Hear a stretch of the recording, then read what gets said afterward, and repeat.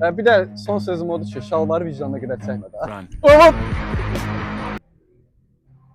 Salam Meleş qaqa. Qaqa, siz o TikTokda videolar çəkən deyilsiniz? Hə, TikTokda videolar çəkirəm. Siz TikTokersiniz da belə baxanda. TikToker deyil, blogger, nə olub ki?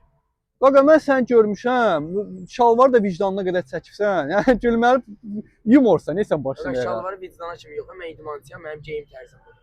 Mən kiminsə sözü ilə oturub dururum. Ayda, qardaş, sən çox mırt adamsan. Yəni mesai araşdırmıram da belə şeyləri. O qayında zadımın şalvarını zadına bax, ağ şalvar da geyinib.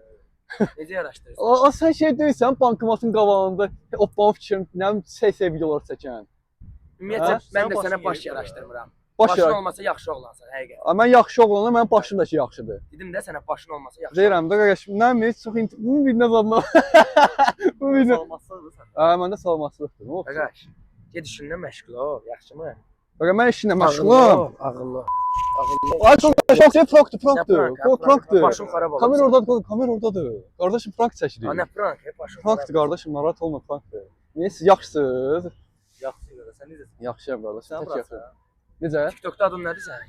TikTokda mavi kırpqalı. Mavi şübhəli. Hə, mavi kırpqalı. Qabağıma çıxmısan, amma tam açıqya görə tutuzdurmadım ki, o sən yoxsun. Elə mən sən. Yəni kameramız oradadır, izləri sayarsınız. Sağ ol qardaş. Siz sağ olun.